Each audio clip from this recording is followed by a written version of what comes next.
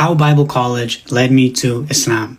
As a teenager, I genuinely wanted to be a pastor. I dreamed of having my own church, so after high school, I enrolled in Bible college to study counseling and theology.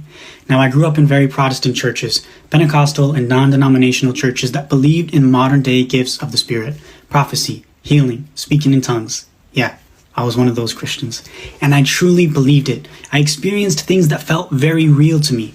And then I enrolled in a Christian college near me that happened to be Baptist, and my theology professor didn't believe those gifts still existed. He taught that prophecy and miracles were only for a specific time in history, and that they ended after the message of Jesus was spread by his disciples. And that forced me to question something huge. My pastor at the time claimed to be a prophet. He said he had visions and heard the voice of God, and he became like a spiritual father to me. He had major influence over my life and my decisions. So suddenly, I was stuck between my personal experiences and what I was being taught academically. So I prayed to God to guide me to the truth, and for the first time, I was really forced to evaluate everything I believed in. And then something else happened. I took a world religions class. The goal was to teach us about other religions so we could win souls for Christ. And when we got to Islam, my professor brought in 2 Muslim men to speak to our class. That was the first time I'd ever heard about Islam from the perspective of actual Muslims. They talked about believing in the same prophets, the similarities and differences.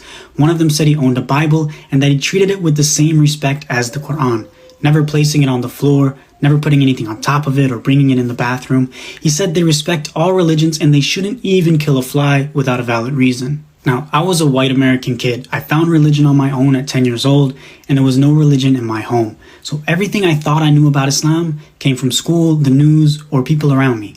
But I was open enough to listen. I still remained deeply rooted in my Christian faith at the time and didn't actually become a Muslim until about 7 years later. But that moment planted a seed. And here's the lesson I took from it. Challenge your beliefs, especially the ones you have an emotional attachment to. Ask God for guidance and be open enough to look for truth through all the noise and opinions.